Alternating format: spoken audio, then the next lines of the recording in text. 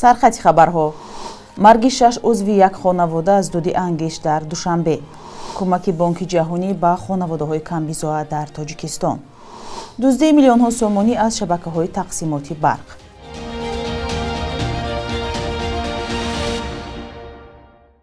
سلام بیننده‌های عزیز، نویدی بامدادی را تماشا دارید که از استودیوی دوشنبه تقدیمتان می شود. امروز 29 فوریه است. 6 عضو یک عائله در شهر دوشنبه بر اثر زهرآلودشوی از دود انگشت جان باختند. حادثه شب 27 فوریه در کوچه گراند زواد ناحیه فردوسی پایتخت رخ داده است. در کمیته حالت‌های فوق‌العاده صبح 29 فوریه این خبر را به رادیو آزادی تصدیق کرده گفتند عضو یک خانواده پدر، مادر و 4 فرزند آنها بر اثر زهرآلودشوی از دود غلیظ انگشت به هلاکت رسیدند. گفته می شود همه این 6 نفر شب 27 فوریه زهرآلود شده، ولی قریبی نصف روزی 28 فوریه همسایه ها از این فاجعه آگاه می شوند. کاربران شبکه‌های اجتماعی از مراسم جنازه این خانواده نوارها نشر کردند که گفته می شود دیروز 28 فوریه به خاک سپرده شدند. هر سال با فرا رسیدن هوای سرد ساکنان خانه‌های خود را با هیزم و انگشت گرم می‌کنند. در بعضی موارد رعایت نکردن قاعده‌های بی‌خطری با این گونه فاجعه ها می‌انجامد. چند روز اخیر هم هوا در کشور سرد است و ساکنان می‌گویند در این روزها برق ندارند و مجبور هستند با هر راه خانه‌های خود را گرم کنند. امسال با 110,000 عائله کمبیزاتی تاجیکستان 600 سومانی همچون کمک یک دفعه‌ای نداده می شود.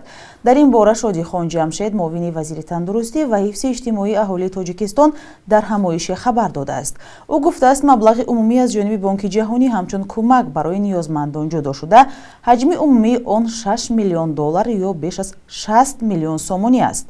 معاون وزیر گفته است این کمک به کمبیزاتان داده می شود که در عائله 3 کودک نابالغ، 2 معیوب و یا یک پیرانسالی از 65 ساله بالا دارند.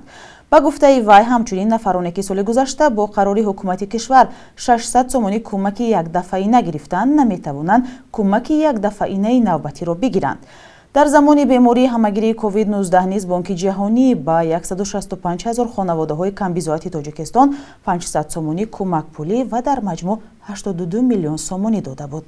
آژانسی مبارزه با کورپسیای تاجیکستان از آشکار شدن تصرف 1,265,000 سومانی و یا بیشتر از 100,000 دلار پول دولت از جانب مدیر انبار شرکت شبکه‌های تقسیمات برق در استرافشان خبر داد.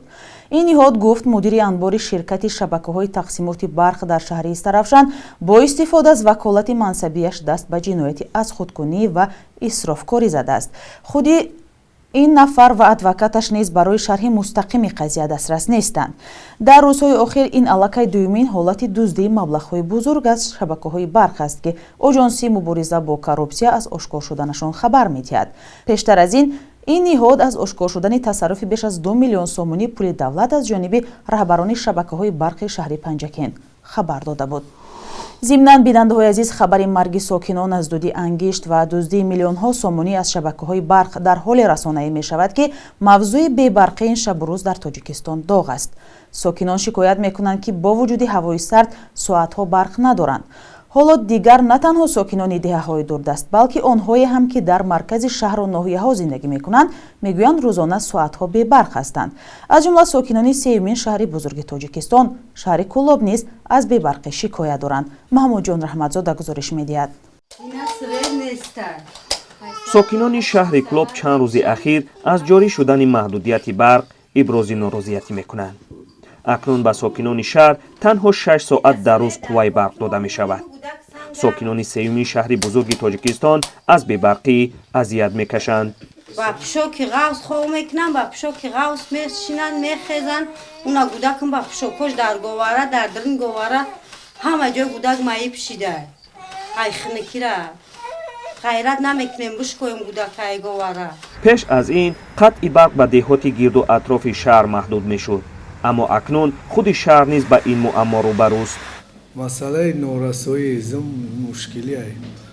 مادامی که برق نباشه باید مقصد پیچکه و چی کده نمیشه، گرم که نمیشه. خانه دا بود ضروره. مقصد تلویزیون تماشا میگه روزی خانه نشینو در کار کاخی شهر. کمبودی برق نه تنها مناطق مسکونی را فرا میگیرد. این چراغک در یک شب و روز همگی چند ساعت فعال است. با خاموش شدن قوه برق چراغک نیز از فعالیت باز میماند. чароғаки пушти сари ман дар яке аз кӯчаҳои шаҳри Кӯлоб насб шудааст. бо сабаби ҷорӣ шудани лимит ин чароғак фаъол нест.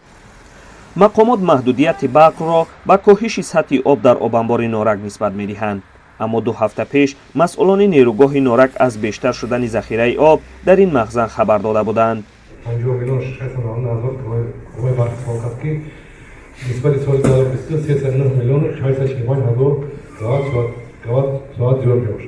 اینم حسابش ماهی январ خوب شدن بود استحصال زیاد بود برای فکر میکنم که 3 متر ما با ماهی بارتا حتما استحصال بارتا زیاد کرده. ҳанӯз маълум нест ки лимити барқ дар шаҳри Кӯлоб то кай давом мекунад. аз аввали октябри соли гузашта дар Тоҷикистон маҳдудияти истифодаи барқ ҷорӣ шуд. маҳмуҷон раҳматзода, Озодӣ, Кӯлоб. бинандаҳои азиз, шумо ҳам назару пешниҳоде доред, ҳатман ба мо нависед. вазири дифои Русия созмонҳои иҷтимоиро дар Осиёи марказӣ муттаҳам кард, ки фаъолиятҳои зидди ин кишварро афзоиш доданд. Сергей Шойгу дар ин бора рӯзи 27 феврал изҳорот дод. ӯ гуфт, дар Осиёи марказӣ беш аз 100 созмони бузурги ғайридавлатии ғарбӣ фаъол ҳастанд, ки зиёда аз 16 000 намояндагӣ ва бахш доранд. дар Русия бештар аз 10 сол боз қонуни маъруф ба агентҳои хориҷӣ амал мекунад. ин қонун ба вазорати адлияи Русия имкон медиҳад созмонҳои иҷтимоиро агенти хориҷӣ эътироф кунад, ки агар аз хориҷ маблағ гузорӣ шаванд ва фаъолияти сиёсӣ анҷом диҳанд. ин қонун ба мақомоти Русия имкон дод созмонҳоеро ҳам ки агенти хориҷӣ эътироф кунанд, ки дар бахши фарҳанг, омӯзиш, тандурустӣ, муҳити зист ва ҳифзи ҳуқуқи инсон кор мекунанд. дар натиҷа бисёре аз созмонҳои иҷтимоӣ дар Русия баста шуданд ва ё корашонро маҳдуд карданд. бахши якрӯзи таърихро ҳамкорам Хиромон Бахозода тақдиматон мекунад, ки муҳимтарин таҳаввулоти таърихии 29 февралро фаро мегирад.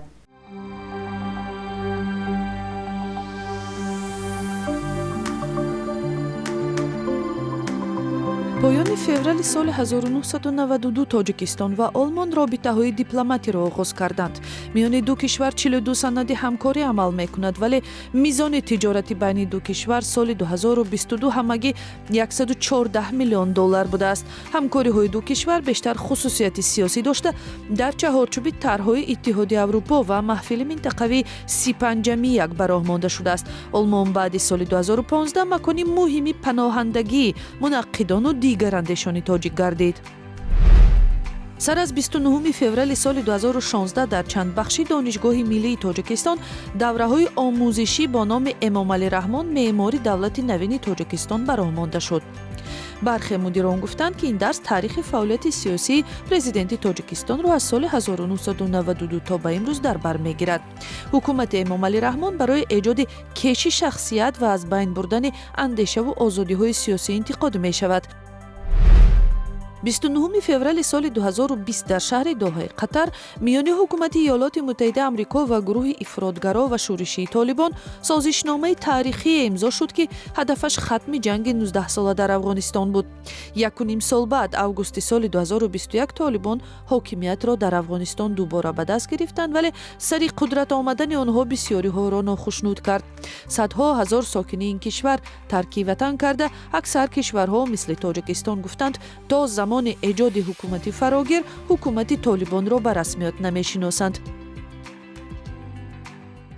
қурби рубли русӣ ду рӯзи охир каме боло рафта, имрӯз 1000 рубл ба 119 сомонию 60 дирам баробар шуд. бар асоси қурби таъин кардаи Бонки Миллии Тоҷикистон дар бонкҳои кишвар имрӯз $100 ба 1095 сомонӣ ва 100 евро ба 1196 сомонӣ иваз мешавад.